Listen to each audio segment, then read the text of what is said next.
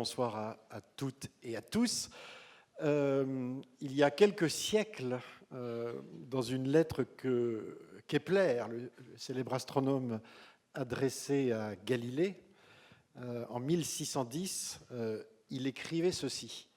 « Créons des navires et des voiles adaptés à l'éther, et il y aura un grand nombre de gens pour n'avoir pas peur des déserts du vide. » Ce texte, qui m'a été communiqué par Alexandre Menzik, qui a retrouvé cette référence, nous amène aujourd'hui à vous présenter une discussion. Alors une discussion à bâton rompu, un peu exceptionnelle en raison de la présence d'un invité qui vient, alors je ne sais pas si c'est du futur ou de la science-fiction. Alors nous allons parler avec le panel ici réuni du défi du voyage vers les étoiles. Alors, je suis un peu moins désarçonné d'aborder ce sujet après avoir vu l'intervention précédente où on comparait, où on mettait, grâce aux analogies, le parallèle entre le cerveau et l'espace et l'univers, parce que finalement, on a le droit aussi d'utiliser la fiction, la science-fiction, pour questionner le domaine scientifique et son évolution. Alors, je voudrais d'abord remercier Pete Worden, qui est ici présent, dont les propos américains seront traduits en français. Il est le directeur exécutif du programme Breakthrough Starshot, un programme dont nous allons parler et qui est à l'origine de cette table ronde ce soir, qui est un programme qui est soutenu par Yuri Milner, un Russe, Mark Zuckerberg, je ne sais pas si on le présente encore, mais c'est le patron de Facebook, et le regretté Stephen Hawking. Il y a 2 ans, en 2016, Monsieur Worden, vous présentiez le projet Breakthrough Starshot. Je vais essayer de le résumer parce que nous avons choisi de ne pas avoir d'image.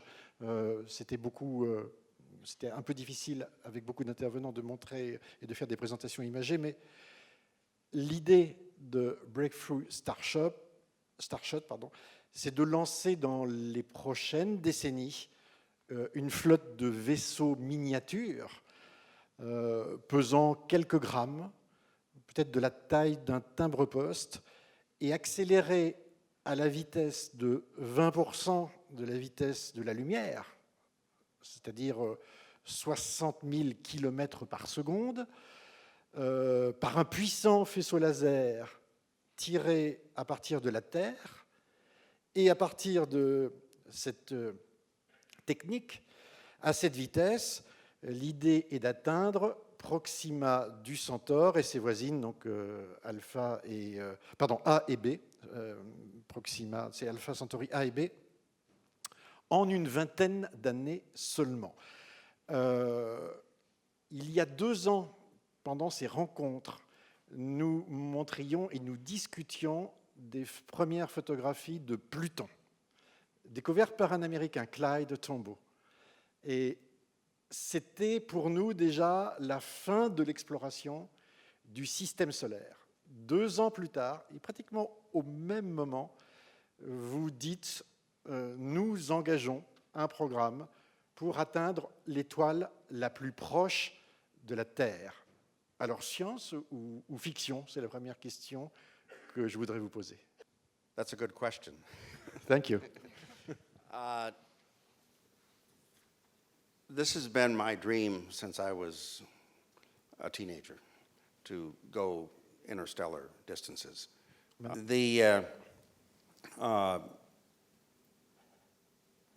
I think until recently, it was just a dream. It was science fiction.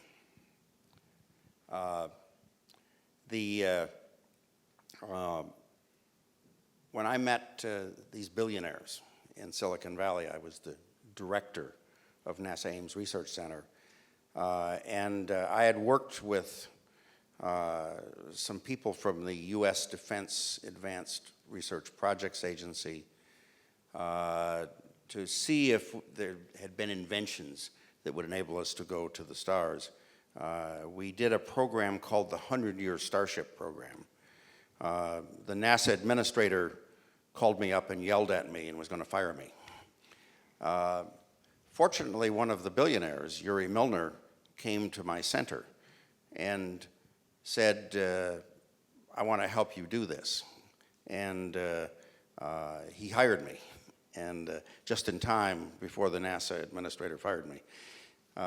So we constituted a study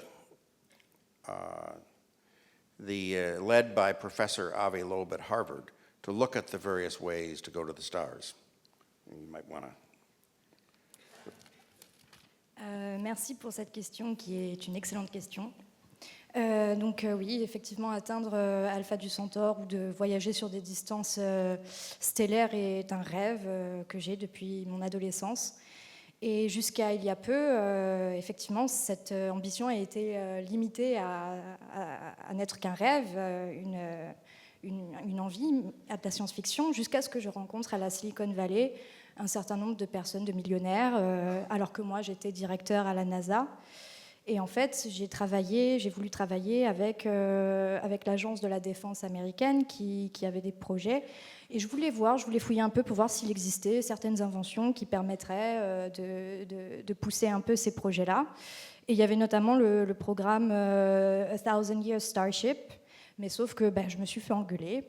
Et je me suis fait engueuler, la NASA était sur le point de me licencier, et fort heureusement pour moi, Yuri Milner, donc un milliardaire russe, m'a rendu visite au centre où je travaillais, et puis il m'a engagé.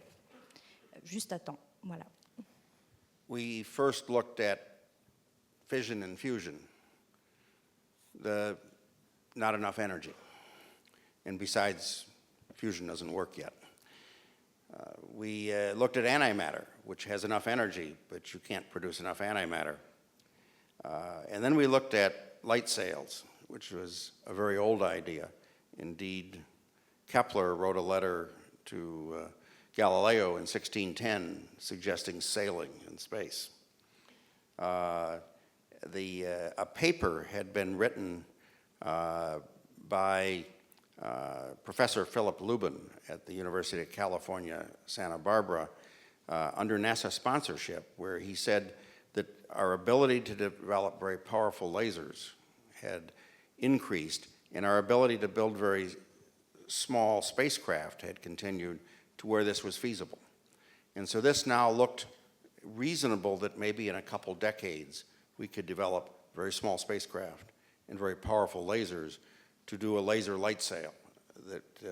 So Yuri Milner agreed to commit $100 million for 5 to 7 years to do a research program, to develop the lasers, to develop the light sails, and to look at how to communicate back from the Alpha Centauri system. We have just now written a few $1 million worth of contracts for the lasers.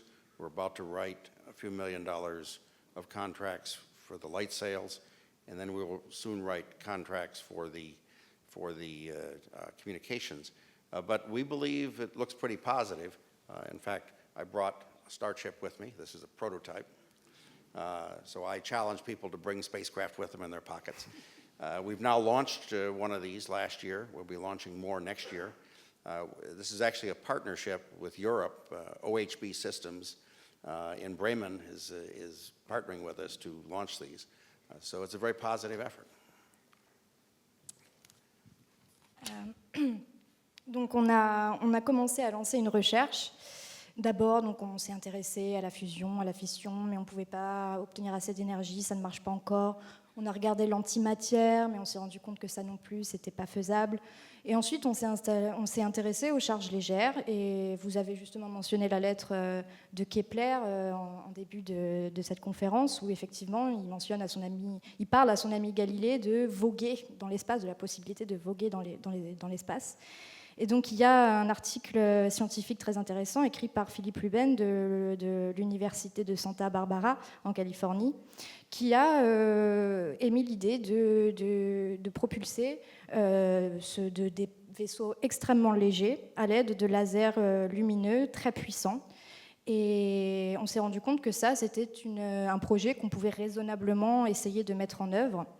Donc, en parlant en termes de nanomètres, et d'ailleurs, je transporte tout le temps sur moi un vaisseau spatial dans ma poche qui a la taille d'une petite puce électronique.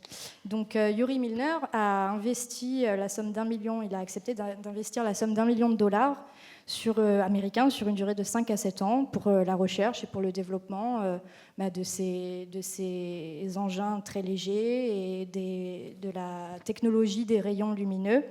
Et donc là, actuellement, nous sommes en train d'écrire les contrats sur tout ça, et ça sera bientôt fini. On aura également des contrats sur la communication de ce projet.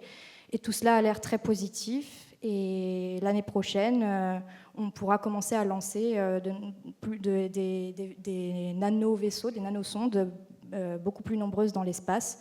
Et tout cela se fait en partenariat avec l'Europe et les systèmes OHP. Merci Amélie. Je vous demande maintenant de traduire à Pete Worden, parce que je vais présenter les personnes qui sont aussi avec lui ce soir. À ses côtés, Stéphane Mazoufre, bonjour. Alors, vous allez prendre un petit micro, peut-être celui de Pete. Merci d'avoir accepté d'être là. Vous êtes directeur de recherche au CNRS Orléans. Vous êtes un spécialiste de la physique des plasmas, spécialiste en propulsion électrique. Avec votre équipe, alors, en gros, vous travaillez sur la propulsion, et en particulier sur des propulseurs miniatures pour les CubeSats, les micros, les nanosatellites. Quand vous écoutez Pete Worden, que vous regardez le projet donc, qui est présenté, Starshot, qu'est-ce que vous vous dites? On a raté quelque chose? C'est pour du futur lointain? Comment est-ce qu'on passe finalement des questions qu'on a dans les laboratoires aujourd'hui sur la propulsion de nos engins dans le système solaire, sur les satellites autour de la Terre, à quelque chose qui est aussi différent, aussi... alors je ne vais peut-être pas utiliser le mot novateur, parce que vous allez me dire si c'est quelque chose de nouveau pour vous, mais comment vous l'appréhendez? Alors, on n'a rien raté en fait. On ne fait pas tout à fait la même chose. C'est-à-dire, dans mon équipe, on est plus centré aujourd'hui sur les satellites, et donc je dirais sur des destinations très proches, l'environnement de la Terre, peut-être la Lune, Mars, tandis que le projet conduit par Pete vise beaucoup plus loin, c'est des voyages interstellaires, c'est même pas interplanétaire, on est dans l'interstellaire, donc c'est encore une étape au-dessus. Mais juste avant de poursuivre, j'aimerais peut-être expliquer, puisque c'est mon domaine de recherche et celui de mon équipe, pourquoi Pete a choisi, ou on a conseillé à Pete d'utiliser la propulsion par laser. En fait, pour propulser un vaisseau spatial, quel que soit le vaisseau, on utilise le principe, ou la physique montre qu'on utilise le principe de la conservation de la quantité de mouvement, plus connu sous le principe d'action-réaction. Donc on doit éjecter de la matière, quelle que soit la forme de la matière, pour créer une force propulsive. À partir de là, on peut montrer qu'il y a 4 technologies. La propulsion chimique, que je pense la plupart d'entre vous connaissent, qui est celle qui équipe les fusées et les missiles. Donc on brûle un carburant, on l'éjecte à grande vitesse à travers une tuyère, donc ça produit un effet propulsif. La propulsion électrique ou propulsion à plasma, qui est celle étudiée dans mon équipe, on utilise des particules chargées électriquement, donc des ions positifs, on les accélère à l'aide de champs électriques ou de forces de Lorentz magnétique, et une fois de plus on crée un effet propulsif. La propulsion nucléaire, que Pete a mentionné brièvement, par fission ou par fusion. Et enfin la propulsion par faisceau. La propulsion par faisceau, on utilise soit un faisceau de lumière, ce que propose le projet Breakthrough Starshot, ou alors des faisceaux d'ions ou d'autres types de particules. Alors je vais maintenant expliquer la différence et pourquoi c'est, je pense, une approche extrêmement intéressante et sans doute celle qu'il fallait choisir. Bon, la propulsion chimique, on peut générer des grosses poussées, mais ça consomme énormément de carburant et de masse. Donc la masse pour aller vers Proxima du Centaure serait prohibitive, et la durée serait elle aussi prohibitive. Quand vous dites prohibitif, ça veut dire combien? Quelques milliers d'années. Quelques milliers d'années pour aller avec une propulsion classique. Ça va dépendre de l'architecture du vaisseau, mais le vaisseau serait gigantesque, c'est pas la bonne approche. En propulsion électrique, là ça marcherait, parce que la propulsion électrique permet de réduire drastiquement la masse de carburant. Il y a un tout petit problème, il faut embarquer des gigawatts, probablement, pour rendre la durée compatible avec, par exemple, quelques dizaines d'années. Donc là, on a un problème de puissance, en fait. On ne sait pas créer des gigawatts dans l'espace. La propulsion par fission, par fusion, c'est une approche probablement la plus intéressante, en fait, mais on est très très loin de maîtriser, notamment la propulsion par fusion pour l'espace, parce qu'on ne maîtrise déjà pas la fusion thermonucléaire sur Terre. Donc peut-être que dans les siècles à venir, on pourra utiliser la fusion, mais aujourd'hui, ce n'est pas possible. Il reste donc la propulsion par faisceau, et notamment par faisceau laser. Quel est l'intérêt? Il y a 2 intérêts majeurs. Sur le vaisseau, vous n'embarquez ni le carburant, ni la source d'énergie. C'est pour ça qu'on peut avoir un vaisseau qui tient dans la poche. Oui, soyons clairs, quand vous dites propulsion par faisceau, c'est-à-dire qu'on braque en direction... Oui, on tape dessus. On tape dessus. On tape dessus, on tire dessus. En fait, vous allez tirer avec votre faisceau laser sur le vaisseau spatial. Et c'est ce qui va le propulser. Alors le but, c'est pas de le détruire. On n'est pas dans Star Wars. Justement, c'est ce qu'on va éviter. L'un des défis technologiques, c'est de ne pas le détruire, justement. Il faut juste le pousser. Ok, on essaie de parler doucement pour que Pete Warden, qui parle un petit peu français, comprenne parfaitement notre discussion. Mais est-ce que c'est beaucoup d'énergie pour propulser par laser ces milliers de vaisseaux, petits vaisseaux? C'est énormément d'énergie, mais ça va dépendre, en fait. Et une fois de plus, on comprend pourquoi on va envoyer en fait, des nanosatellites ou des picosatellites. C'est parce qu'il faut réduire. En fait, c'est un problème de quantité d'énergie. Plus le vaisseau sera plus petit, moins il faudra d'énergie pour le propulser. Et l'intérêt qu'on va avoir avec la propulsion par laser, c'est qu'on peut tirer en continu, donc générer une force de poussée en continu, donc accélérer en continu et atteindre des vitesses donc gigantesques qui permettront d'avoir des durées de voyage de quelques dizaines d'années. On continue le petit tour, pas de table, c'est pas de ciel, il y a une table. Avec Pierre Kervella, bonjour. Bonjour. Vous êtes, vous, astronome à l'Observatoire de Paris et vous êtes un spécialiste en interférométrie optique, vous travaillez avec le VLT, Large Telescope au Chili, etc. Et vous êtes surtout quelqu'un qui connaît parfaitement l'étoile Proxima du Centaure, qui est en orbite autour donc d'Alpha du Centaure, donc la destination du projet Breakthrough Starshot. Bon, on dit que c'est l'étoile la plus proche. Est-ce que vous pouvez juste nous décrire finalement ce que les astronomes en savent aujourd'hui? Oui, tout à fait. Alors, Alpha du Centaure et Proxima, ce sont des étoiles qui sont liées entre elles. Alpha du Centaure, c'est une étoile double, et Proxima, donc c'est une 3e étoile qui est en orbite autour de ces 2 premières étoiles. Alors, Alpha du Centaure est évidemment célèbre parce qu'elle est très proche de nous, mais elle a beaucoup d'autres intérêts que sa proximité. Il s'agit d'étoiles Alpha du Centaure A et B qui sont très similaires à notre Soleil. Ce sont les étoiles les plus similaires à notre Soleil dans un volume relativement grand autour du Soleil, et il se trouve qu'elles sont les plus proches de nous, ce qui est une chance finalement. Nous avons des étoiles similaires à notre Soleil juste à notre porte, alors que la suivante, la 2e plus proche de ce type, est beaucoup plus lointaine. Donc c'est quelque chose déjà d'assez intéressant. Cette similitude avec le Soleil, pour Alpha du Centaure A et B, bien sûr, Proxima c'est un autre type d'étoile. Alpha du Centaure A et B, comme elles sont similaires au Soleil en termes de propriétés physiques, on pense qu'il y a toutes les chances qu'il y ait également des planètes en orbite autour de ces étoiles-là. Il n'y a pas de raison de penser qu'il n'y en a pas. Donc ça les rend particulièrement attirantes pour une mission d'exploration interstellaire, du fait de leur proximité et du fait de leur similarité avec notre système solaire, avec notre Soleil. Alors la 3e étoile donc, du trio Alpha du Centaure, Proxima, techniquement c'est celle qui est un petit peu plus proche de nous. Elle est quasiment à la même distance qu'Alpha Centauri, mais comme son nom l'indique, elle est un petit peu plus proche. Et alors c'est une étoile qui est très très différente de Alpha du Centaure A et B. Elle est toute petite. C'est une étoile qui est un peu plus grande que la planète Jupiter, mais pas beaucoup. C'est une naine rouge, donc qui est très froide comparée à notre Soleil. Elle est à peu près à 3000 Kelvin, grosso modo 3000 degrés, alors que notre Soleil est à peu près à 6000, donc elle est beaucoup plus froide. Et alors, autour de cette naine rouge, on connaît la présence d'une planète depuis 2016, d'une planète de type tellurique, Proxima b, qui a été découverte donc, en 2016 par la méthode de la vitesse radiale. Et c'est une planète qui a une masse de l'ordre de 1,4 fois la masse de la Terre. Et donc là encore, ça rajoute un intérêt supplémentaire à aller visiter ce système de 3 étoiles qui est extrêmement intéressant. Alors, un mot quand même sur la proximité de ce système. La proximité en termes astronomiques, elle est toute relative, parce que l'ensemble est situé à un peu plus de 4 années-lumière de la Terre. 4 années-lumière, ça fait 40 000 milliards de kilomètres. 40 000 milliards de kilomètres, c'est-à-dire 1 milliard de fois le tour de la Terre. Donc ça donne une idée de la distance à parcourir. 1 milliard de fois le tour de la Terre, c'est inimaginable comme distance. Et pourtant, ce sont les étoiles les plus proches. Donc ça me donne une échelle, de la difficulté de cette mission, de l'infini océan de vide à traverser. Pete Werman. I might add we have some other programs to look at Alpha Centauri A and B in addition to Proxima, because we're targeting all 3 stars.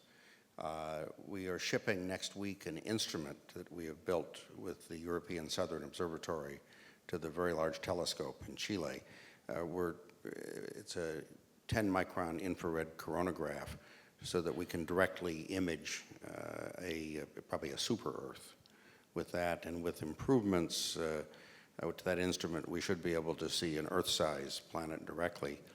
We are also looking at an astrometric instrument that we will be able to directly measure the position of one of the stars relative to the other to about 1/millionth of an arcsecond.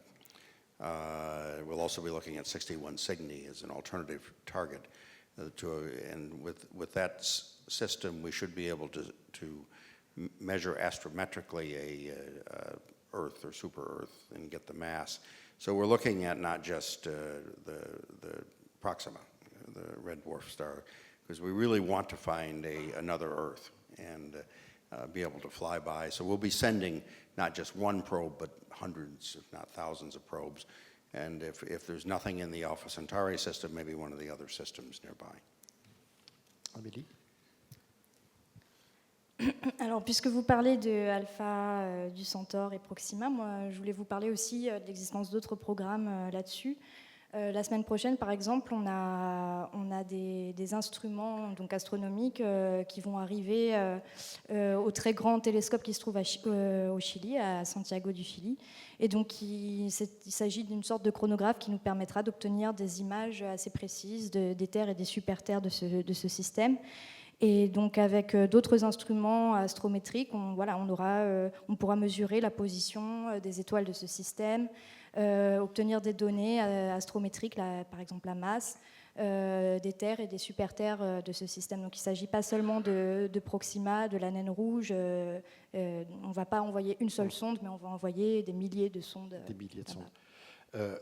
Juste, Pierre, pour finir, vous avez vous-même et un certain nombre de gens de votre équipe réussi à mesurer que cette petite étoile qui tourne autour des 2 étoiles doubles, dont vous nous dites qu'elles ont la taille du Soleil, tourne en 50 000 ans à peu près autour de ce couple.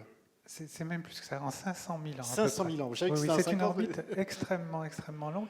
Extrêmement. Le lien entre Proxima et ces 2 grandes voisines est très très ténu. Le lien gravitationnel est très ténu. Mais il existe. Il existe, tout à fait. Il existe, d'accord. Et vous avez réussi aussi à mesurer l'âge de ces étoiles. Alors oui, l'âge de Alpha du Centaure A et B est connu parce que ce sont des étoiles normales, entre guillemets, de type solaire. Donc on sait calculer leur évolution. Elles sont un peu plus âgées que le Soleil, sans doute entre 5 et 7 milliards d'années d'âge. Ouais. Et comme Proxima est en orbite autour, elle a très vraisemblablement le même âge. Et donc on peut dire que peut-être Proxima B est plus âgée que la Terre. C'est une planète plus ancienne que la Terre. Alors ça, c'est intéressant. On va en reparler, bien évidemment, parce que c'est un point important. Nicolas Pranzos, vous êtes astrophysicien à l'Institut d'astrophysique à Paris, à l'IAP. Vous travaillez sur l'évolution des galaxies, nucléosynthèse stellaire, etc. Et surtout, pour nous, grand public, vous avez publié en 1998, ça fait 20 ans, un livre qui s'appelle « Voyage dans le futur ». Bon, à force de parler du futur, est-ce que ce que nous entendons là, c'est ce qu'on imaginait dans le futur, et le futur est déjà là? Le premier voyage vers les étoiles, c'est pour demain. Oui, merci d'abord pour l'invitation. Je pense qu'on va revenir sur ça, c'est un des sujets de cette soirée, mais j'aurais, si je peux me permettre, une question à M. Pete Werman. Est-ce que je pourrais lui... Ok, la question c'est la suivante. Est-ce que parmi les technologies que vous utilisez actuellement, est-ce qu'il y en a qui sont un peu secrète. Est-ce que les militaires sont intéressés à ces technologies? Est-ce qu'ils pourraient être utilisés à des fins militaires? Est-ce que ça, c'est pris en compte ou est-ce qu'il y a, c'est complètement transparent, ouvert? Est-ce que l'État contrôle? Enfin, est-ce que c'est ouvert à tout le monde? Ça pourrait être inquiétant, effectivement, parce qu'on a du mal à imaginer que ce genre de choses ne soient pas utilisées pour d'autres. Et puis, une toute petite question accessoire. Bien avant le projet Starshot, il y avait un autre projet appelé Star Wisp, dans les années 80, proposé par Robert Forward. C'est lui qui avait lancé toute idée. Mais il n'est jamais mentionné, c'était un projet tout à fait équivalent, des faisceaux miniaturisés qui iraient vers les étoiles, poussés par...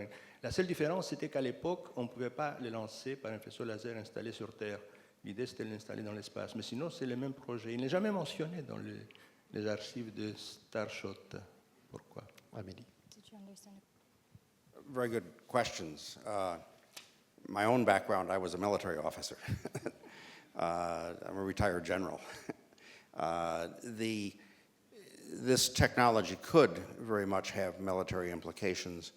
One of our key challenges is to figure out to have it under international control.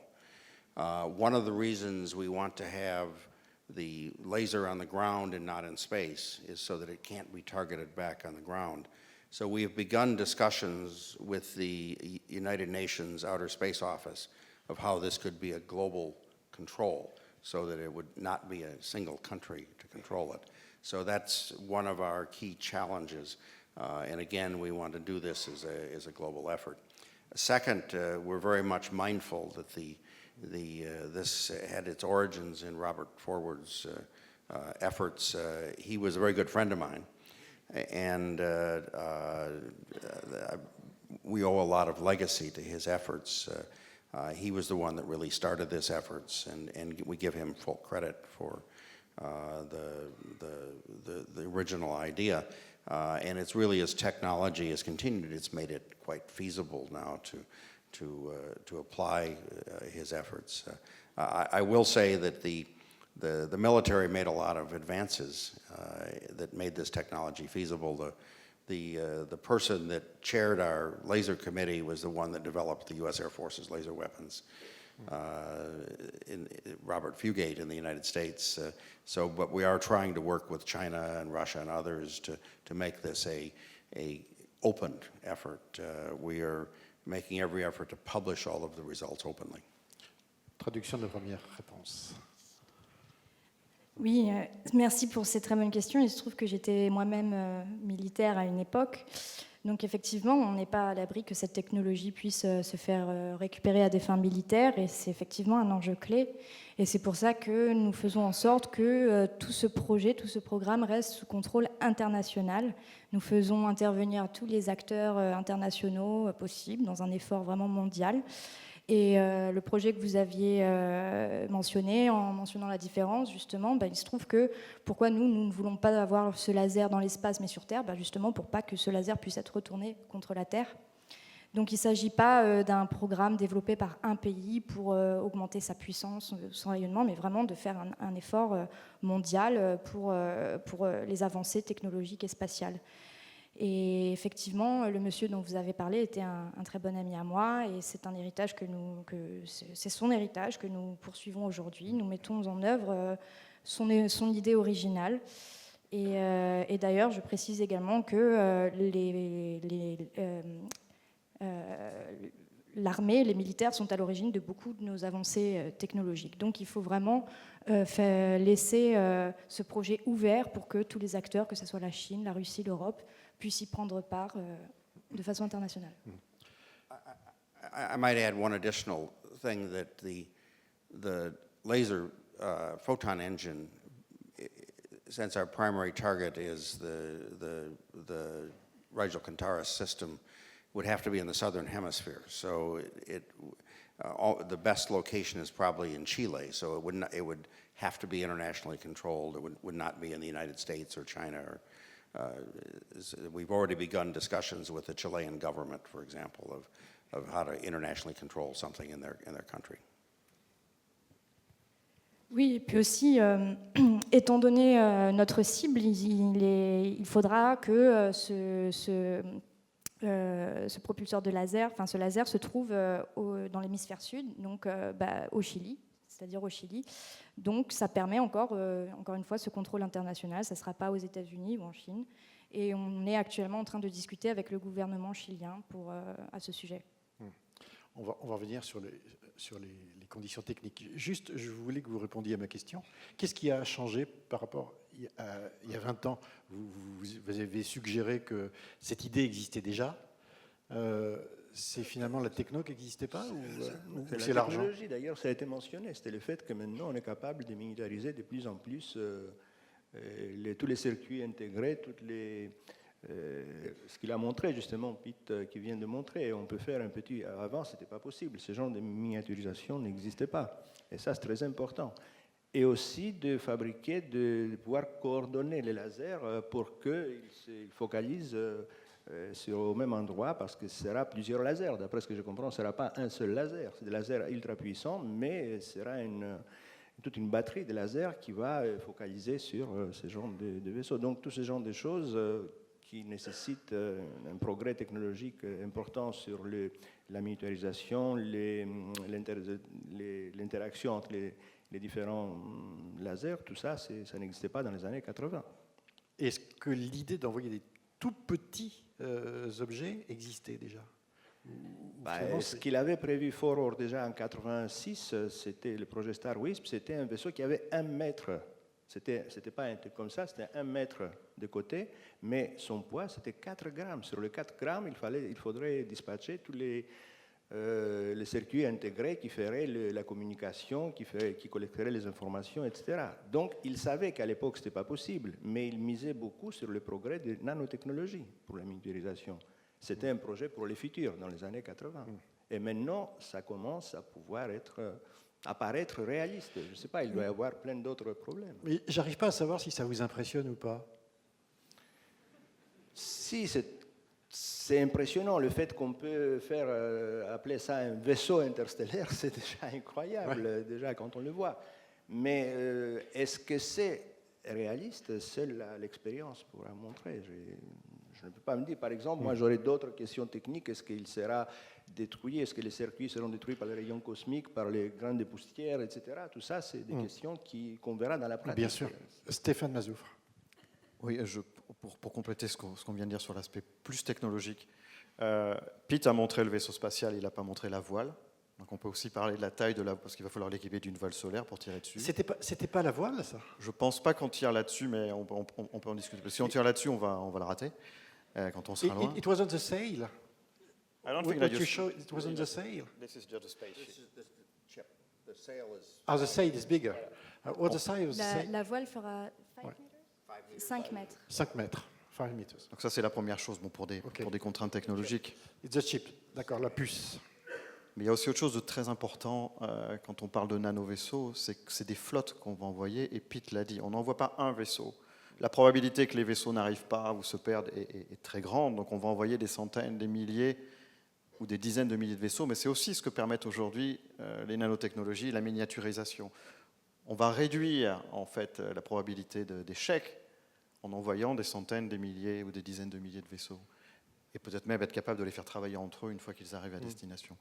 Et ça aussi, c'est vraiment quelque chose d'extraordinaire qui, je pense, n'existait pas ou n'était pas prévu il y a une vingtaine d'années. Mais je voudrais rebondir sur ce que vous disiez, et Pete Warden aussi, c'est est-ce qu'on est là en ce moment dans une période tout à fait nouvelle où finalement on a la conjonction entre les nanotechnologies, la miniaturisation de tous les systèmes, l'intelligence artificielle, et je rajouterai une condition économique, la volonté d'entreprises, ou en tout cas de non-profit organisations, not states, pas des États, de se lancer dans des projets de ce type, peut-être pour de la démonstration technologique.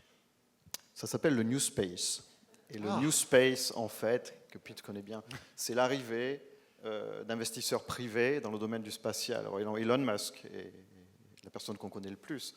Mais ça, c'est une vraie révolution. Donc il y a la combinaison de tout ce que vous venez de dire, les nanotechnologies, l'intelligence artificielle, etc., avec aussi des capitaux privés. Parce que ces projets-là ne pourraient, je pense, pas être conduits par des États. What's the difference of the new space and the old space? Because you come from the old space. Quelle différence il y a entre le New Space et l'ancien Space. Parce que vous venez de l'ancien quand même. Well, I'm old, so I'm old. The new space is much more private sector, Silicon Valley, Yeah. that entrepreneurial. Old space is government.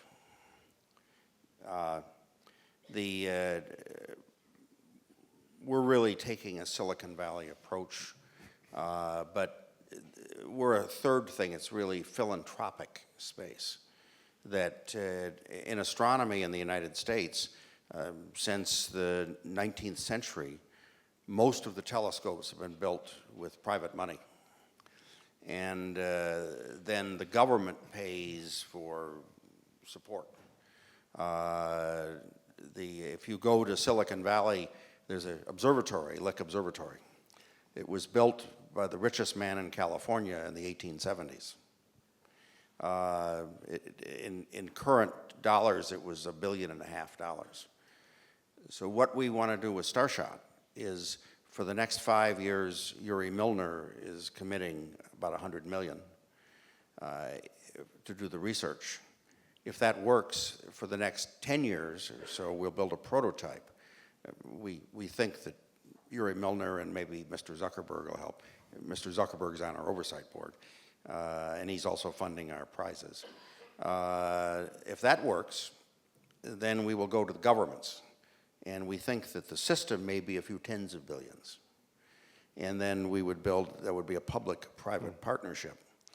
So that's a new space effort.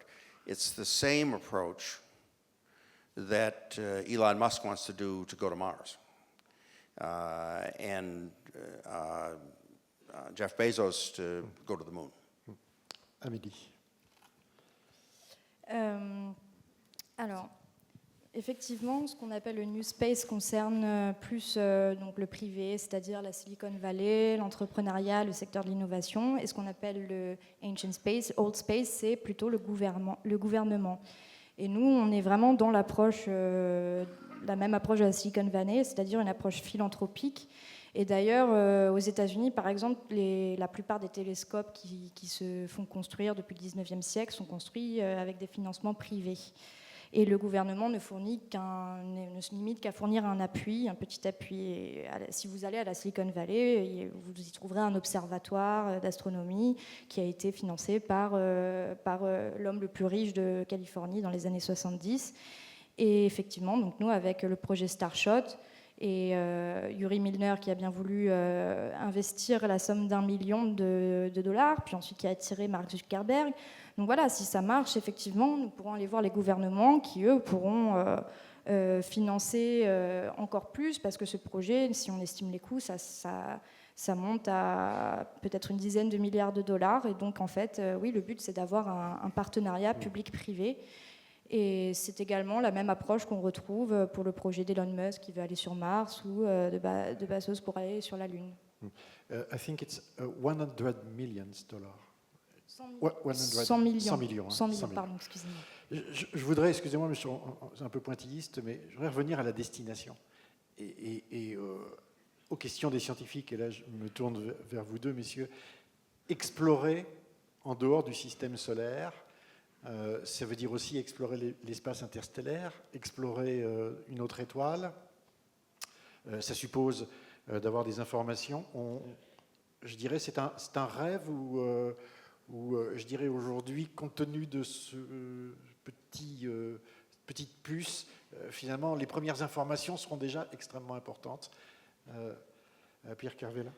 Oui, tout à fait. Alors, c'est un projet qui, du point de vue scientifique, a beaucoup d'intérêt d'aller faire des mesures sur place, dans un système stellaire finalement ressemblant au système solaire. Donc, ça permettrait de faire une étude comparative, de rechercher la présence de matière, donc d'astéroïdes, de planètes de faible masse qu'on ne pourrait pas détecter par d'autres méthodes autour d'Alpha Centauri A, d'Alpha Centauri B, de confirmer, d'étudier la planète Proxima B, d'étudier éventuellement d'autres planètes dans le système Proxima également.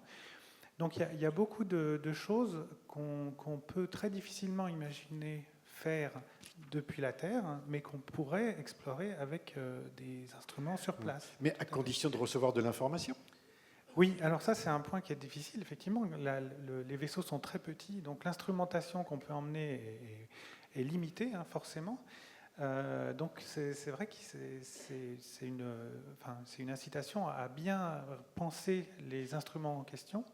L'avantage qu'il y a, c'est qu'on peut envoyer beaucoup de ces sondes, hein. Donc chacune peut avoir une mission particulière, un type d'instrument particulier, de l'imagerie, des mesures de champ magnétique, des mesures de toutes sortes, chacune affectée peut-être à une sonde ou à un ensemble de sondes de ce type. Donc les limites existent.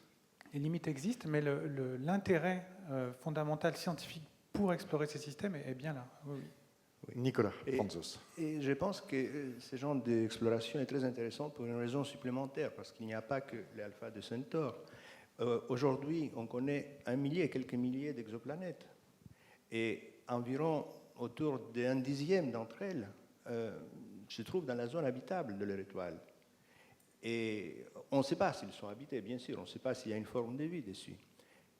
On pense que dans les décennies à venir, ou dans 10 ou 20 ans, avec les nouveaux télescopes, on pourra peut-être détecter des signes, de traces, de quelles sont des traces, la présence de CO2, d'oxygène, d'ozone, etc. Mais une fois, si jamais on détecte ce genre de choses, qu'est-ce qu'on fait après? C'est ça la question. On ne saura jamais si à la surface de cette planète, il y a juste une végétation, s'il y a des arbres, s'il y a des dinosaures, s'il y a Aristote. Il n'y a aucun moyen de le savoir. Et ce genre de sondes seront les seuls moyens qu'on aura. Bien sûr, ça mettra du temps pour arriver, parce que Alpha Centaure, 4 années-lumière, 20 ans pour aller, plus 4 pour l'information, c'est un quart de siècle. Les autres étoiles peuvent être à 100 années-lumière, etc. Mais toujours est-il, c'est la seule chose, c'est peut-être quelques dizaines d'années-lumière ou 100 années-lumière, mais c'est les moyens qui semblent les plus appropriés pour l'instant pour qu'on puisse collectionner des informations sur ce genre de sujet qui est très très important. Vous vous souvenez que dans Avatar, le film de science-fiction, la planète, elle tournait autour de Proxima du Centaure, hein, c'est ça? Je ne me souviens pas. En revanche, ce que je peux dire, je ne sais pas si M. Worden le connaît, et Buzz Aldrin, qui était le deuxième astronaute sur la Lune, Buzz Aldrin. Buzz Aldrin a écrit un livre, un roman dans les années 90, Encounter with Tiber. Et là, il plaçait une civilisation extraterrestre autour de Alpha de Centaure. Et voilà, qui était venu, c'était les premiers qui étaient venus sur nous il y a 7000 ans, et après, voilà. Mais bon, alors, il a imaginé ça. Un fait que vous avez aussi mis en lumière et qui ne laisse personne indifférent, c'est que cette planète donc, qui tourne autour d'une étoile naine, donc très petite, très faible en luminosité, elle est de type terrestre, dans la zone d'habitabilité, même si Jean-Pierre Bibrine nous a expliqué que ce n'était pas une condition suffisante, mais en tout cas nécessaire, sans doute, mais qu'elle a peut-être 1 milliard d'années de plus que la Terre. Et là, c'est intéressant, parce qu'on se dit que la Terre, avec 1 milliard d'années d'avance, ou en tout cas 1 milliard d'années plus âgée, ça interroge les scientifiques, non ? Oui, absolument. Oui, ça donne plus de temps à la vie pour émerger, pour évoluer éventuellement. Proxima, elle a aussi un autre intérêt, c'est que elle est un peu plus âgée que le Soleil, mais un autre intérêt, c'est qu'elle va durer extrêmement longtemps. C'est une étoile de faible masse qui est très économe en énergie, hein, qui rayonne peu finalement, et qui va exister en tant qu'étoile pendant des centaines de milliards d'années. Alors que le Soleil, dans 5 milliards d'années, aura disparu. Donc Proxima est un objet autour de laquelle il y aura une planète dans la zone habitable pendant des centaines de milliards d'années. Donc il s'agit d'un concept qui est assez différent des systèmes planétaires des étoiles de type solaire, mais qui est extrêmement intéressant pour la vie et la permanence de la vie dans l'univers. Les plus proches autour, c'est quoi? C'est à peu près même distance, enfin ça se joue à pas beaucoup, 4-5 années-lumière? Des autres étoiles proches de la Terre, proche oui. De la Terre. Il y a une poignée d'étoiles qui sont à moins de 10 années-lumière, oui. D'accord. Comment régler la question de scientific payload? Comment avoir de l'information qui arriverait de Proxima du Centaure si des petits vaisseaux réussissent à les atteindre, avez-vous pensé à la façon de transmettre de l'information à la Terre? Quelle énergie, quelle possibilité? Est-ce que c'est, comme le suggère Pierre Kervella, un essaim intelligent qui pourrait ressembler à quelque chose d'assez complexe, mais qui transmette de l'information unité par unité? Comment le pensez-vous? We had three big challenges.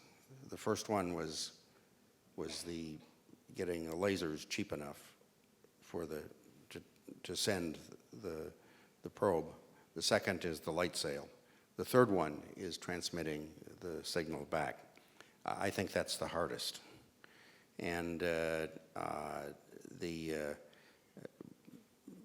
our calculation showed that if you could use the transmit array on Earth as a receiver, it's a kilometer scale telescope, and if you could take the chip and use the light sail as a transmitter, so after you fly through the system and you have on board that chip a 1-watt pulse laser, and you could use, say, a portion of the sail, maybe a few tens of centimeters, and then lock back on the Earth, so it's a fraction of an arc second pointing, and then you would fire the pulse back. You end up, and you can use the transmit array as a receiver, you can get maybe a few hundred bits per second link. That's a challenge. I mean, the physics closes, but being able to do that in practice is a big challenge. So we are going to release a request for proposal probably early next year, and begin to actually have some studies and then begin to do experiments and so forth. I think it's the biggest challenge.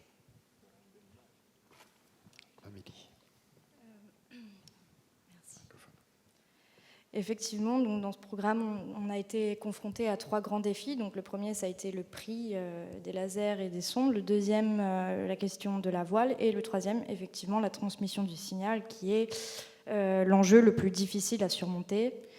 Et donc, selon nos calculs, il pourrait être possible d'utiliser le transmetteur comme récepteur une fois là-bas.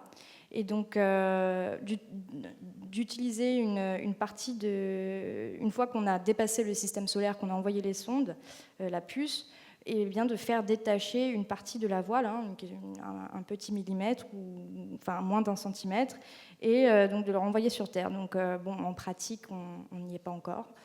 Ça reste un gros défi, et au début de l'année prochaine, on va probablement faire un appel à propositions pour continuer la recherche et les expérimentations là-dessus. Stéphane Mazoufre. Our objective is to transmit 100 1 megabyte images back. That's the goal. Per spacecraft. Donc oui, l'idée c'est d'avoir 1 mégawatt de retour, c'est ça, de la puce, si j'ai bien compris. Merci. Stéphane Mazoufre. Oui, ce que vient de dire Pete est extrêmement intéressant, parce qu'on voit que très vite, ça se complexifie en fait. Il ne s'agit pas uniquement de tirer sur une voile solaire de 5 mètres pour propulser le vaisseau, c'est qu'une fois que le vaisseau ou les vaisseaux vont arriver à destination, il leur faut une source d'énergie, parce qu'il va falloir transmettre les données, donc il faut une source d'énergie. Il leur faut un système de propulsion, parce que par exemple là, il va falloir que le vaisseau se retourne et pointe en direction de la Terre. Il leur faut des systèmes de repérage. Il faut qu'ils repèrent la Terre depuis Proxima. Donc, voilà, donc là, il a tout à fait raison. Le défi, il va être là. Il y a un défi de miniaturisation. Et il est peut-être possible que la sonde auquel on pense aujourd'hui, donc qui est la picosonde qu'on vient de voir, soit trop petite en fait. Ouais. Moi, j'ai une question dans ce sens-là, parce que vous êtes au CNRS à Orléans, vous travaillez dans le New Space, vous aussi, puisque pour le compte, vous fabriquez des moteurs pour des petits... Enfin, vous travaillez, vous fabriquez pas, vous travaillez à la conception de moteurs à plasma, pour aller plus vite, pour que ça consomme moins, pour que ça soit miniature, etc. Quand vous voyez un projet comme celui-ci, est-ce que vous vous dites il faut qu'on travaille ensemble, comme le suggère Pete Worden en disant nous avons besoin de gens qui réfléchissent, qui apportent des technologies, etc. Est-ce que vous en attendez, vous, quelque chose? Qu'est-ce que ça vous suggère, ou est-ce que c'est deux mondes qui ne se parlent pas? Il y en a un qui serait un peu fictionnesque en quelque part, un peu étrange. Et vous, dans vos labos, où vous êtes pour le compte plus, je dirais, au service de la demande de l'industrie ou de la société de fabriquer plus de satellites, moins chers, plus petits, etc. etc. Voilà. Les pieds dans le plat. Les deux mondes se parlent, heureusement. Plus ou moins, ça dépend des périodes, mais ils se parlent. Je suis d'ailleurs très heureux qu'il y aura l'année prochaine des demandes de projets de la part du Breakthrough Starshot, auxquelles on répondra peut-être. Mais non, les demandes se parlent. Et un tel projet pour nous, mais même pour mes collègues astrophysiciens ou astronomes, je pense que c'est fascinant. Il y en a tous envie de participer, d'y apporter notre petite pierre ou quelque chose. Donc nous, effectivement, la micropropulsion, c'est aujourd'hui le domaine d'activité principal de mon équipe. Mais moins micro que... Là, on n'est même plus micro, on est nanopropulsion. Donc peut-être qu'on travaillera sur ce projet. Il y a d'autres projets plus ou moins du même type, moins avancés. Il y avait les projets d'Aedalus avec la propulsion par fusion qui renaissent aussi, ou des choses comme ça. Il y a beaucoup de projets comme ça. Effectivement, le problème qu'on a, mais là, Pete a résolu la question, c'est le problème du financement. Effectivement, le New Space, pour nous, c'est quelque chose... C'est très récent. Pour la partie propulsion satellite, c'est très récent. D'avoir des entrepreneurs privés ou des philanthropes, ça change tout, ça change toute la donne. Ce genre de projet, avant voilà, que certaines personnes l'aient décidé, c'était pas possible. Je crois que c'était pas possible. Il faut demander à Bernard Arnault. Oui, mais c'est... Non, on a un problème, enfin voilà, c'est aussi un problème de culture. Quel est l'intérêt d'un milliardaire comme Zuckerberg, comme Yuri Milner, de vous financer sur ce projet-là? Qu'est-ce qu'ils y gagnent? What's in it for Mark Zuckerberg or a billionaire like this? That's a good question. Always. I think that part of it is a legacy. Part of it is a messaging to other billionaires that, particularly in the United States, that wealthy individuals for the last few centuries have done things that are a messaging to others. That in the 19th century, the Carnegie, Rockefeller, and others did things that were philanthropic. Carnegie put a library in every town. Rockefeller funded efforts, the UN, for example, was done by Rockefeller. Scientific efforts, the Carnegie Institution funded telescopes. So these are efforts that continue. Yuri Milner he's a physicist by background. And he told me that he wants to leave a legacy of answering the biggest questions of science. He founded the Breakthrough Prize, which is the largest prize in science. This weekend is our award ceremony. It's the 8th year. We give out 7 $3 million prizes. They're 3 times larger than the Swedish prize I'm not supposed to mention. Mark Zuckerberg supports those, Sergey Brin from Google, Jack Ma did for a while, and Pony Ma. So these are philanthropic things. Yuri wants to promote science, and the breakthrough initiatives, of which Starshot is one of them, are designed to address the 3 key questions of life in the universe. Is there life elsewhere? Is there intelligent life? And can we travel between the stars? I might add that this audience might be interested in, we are considering doing a privately funded mission in our own solar system, probably to Europa or Enceladus with NASA, to see if we can find evidence of life. So this is a major effort, and Yuri wants to be an example to other high net worth people. Effectivement, je pense qu'en partie, c'est une question de laisser un héritage, de laisser une trace, et aussi d'envoyer un message sociétal entre personnes riches. Effectivement, aux États-Unis, on a une tradition qui veut que les personnes les plus riches, les plus aisées, s'adonnent à des activités philanthropiques et passent des messages à la société. Donc, par exemple, on a eu Carnegie qui a construit des bibliothèques dans toutes les villes et qui, au travers de son institution, a financé la construction de télescopes. On a aussi Rockefeller qui a également eu beaucoup d'activités philanthropiques, notamment en soutien à la création de l'ONU. Donc c'est des efforts continus. Et pour le cas de Yuri Milner, il est lui-même physicien. Et l'idée, c'est de laisser un héritage et d'essayer à son échelle, à son niveau, de répondre aux grandes questions scientifiques qui taraudent l'humanité. Et Yuri Milner a aussi créé le prix Breakthrough.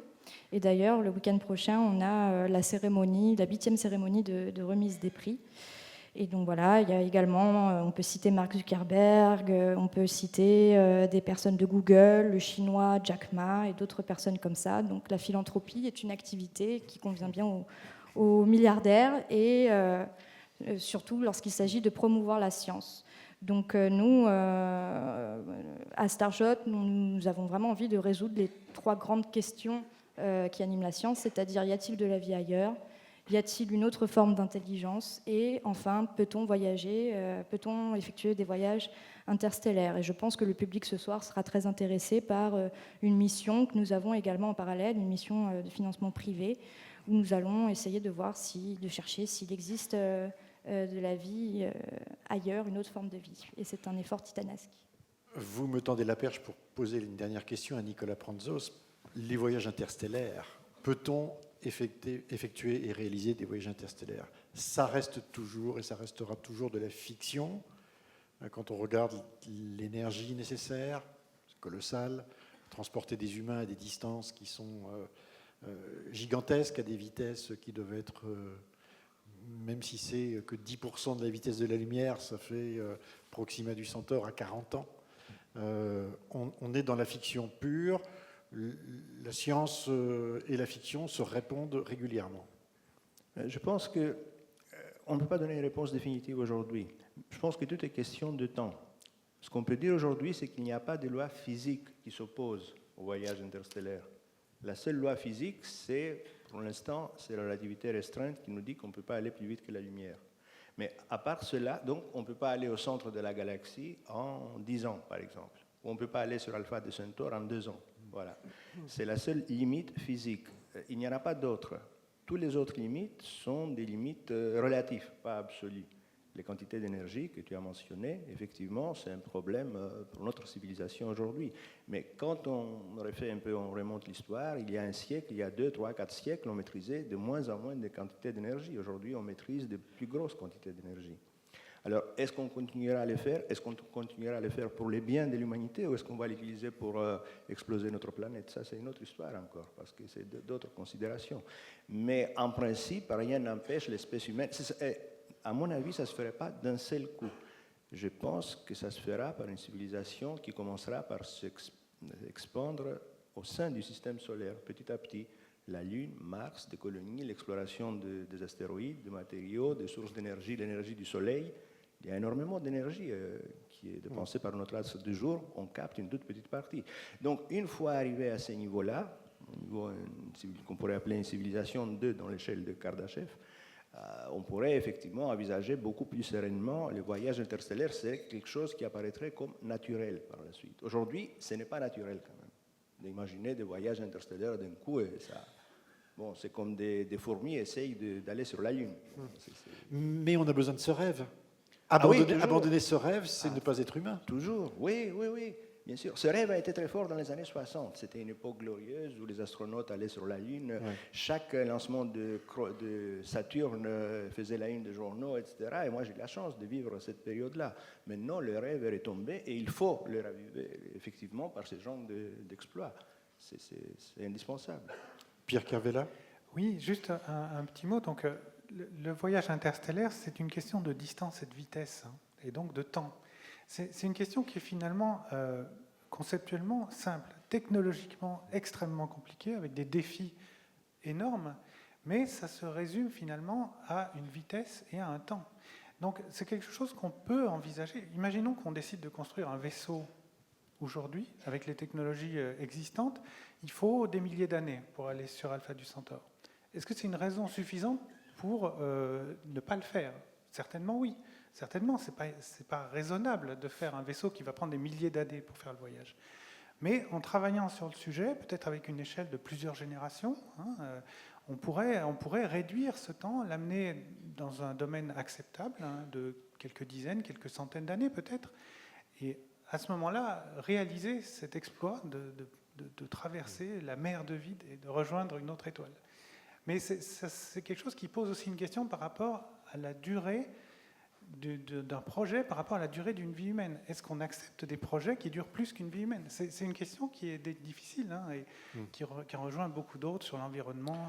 Quand on enfouit des déchets nucléaires pour des centaines de milliers d'années, si ce n'est pas des millions d'années, c'est un peu ça aussi, quelque part, même si ça se passe sur la Terre. Stéphane Mazoufre, on a besoin de cette aussi, je dirais, de ce rêve, ou en tout cas de projets comme ça qui peut-être qui motivent des gens à travailler avec vous dans les labos sur la conception de choses nouvelles, parce que finalement inventer en science, c'est transgresser aussi. Donc pourquoi pas un chemin de travers? Ah oui, c'est sûr qu'on en a besoin. Je pense qu'il y a peut-être encore plus aujourd'hui qu'il y a quelques années. On l'a vu dans les années 60, là où tout le monde était enthousiaste. Il s'est passé beaucoup de choses dans les années 60. On a reperdu un peu d'enthousiasme, mais aujourd'hui, ce qu'on espère, on le voit, on le vit, c'est que par exemple, grâce au New Space, on voit des gens qui s'impliquent, on voit des jeunes qui sont aussi attirés de plus en plus. Nous, dans nos domaines, tout ce qui concerne le spatial, on n'a aucun problème de recrutement, et les étudiants n'ont pas de problème après aussi pour trouver des emplois ou poursuivre leur carrière. Donc oui, non, il faut faire rêver. Et je pense d'ailleurs que tous ces milliardaires philanthropes rêvent, ce sont des grands enfants en fait. C'est ça qui les fait avancer. Ils ont les moyens. Oui, ça aide. Mais je pense qu'ils s'ils ne rêvaient pas, pourquoi est-ce qu'ils mettraient leur argent là, Il y a 50 ans, un petit peu plus d'ailleurs, 59 ans, Kennedy faisait le pari en disant sur la Lune avant la fin de la décennie. Alors vous, sur Proxima du Centaure, quand? Juste une date. Unfortunately, I worked in the U.S. White House several times, and after Kennedy, it was bad to have the president say anything. And particularly now, we don't want Mr. Trump to say anything. We'd rather he not talk about space. But with the private sector, it's probably easier. Our objective for Starshot is that we would like to launch our first probes within about 25 years. I think that we would like to have flybys of I think our objective is has the data come back by 2068. So, that's 50 years. So that's within the lifetime of people today. Yeah. Probably not my lifetime. I'd like to see them launch, though, in my lifetime, just barely. My father's 97, so I might make it. But everything we're seeing is that the schedules look like they're moving forward. That in the almost 3 years since we've made these announcements, the technology looks like it's advancing more rapidly. So we're optimistic. We also hope there will be advances in maybe other technologies. There are some people on our advisory committee that believe that fusion propulsion may be an alternative. Amélie. Donc effectivement, nous, actuellement, nous évitons de parler avec Donald Trump des affaires spatiales. Donc notre conversation est avec le privé. Notre objectif, c'est de pouvoir commencer à lancer nos sondes dans environ 25 ans et d'avoir un retour des données sur Terre en 2068 environ. Donc on parle en ordre de grandeur d'une vie humaine.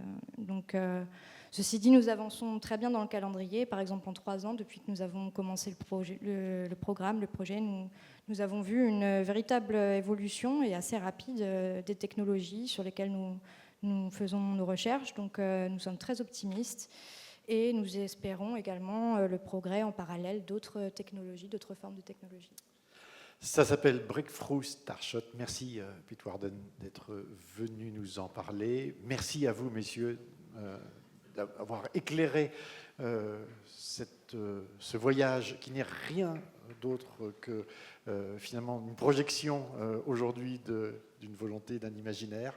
On se retrouvera donc, si je compte bien, ça doit faire une 25 rencontres du ciel et de l'espace pour en parler. Merci à vous. Merci.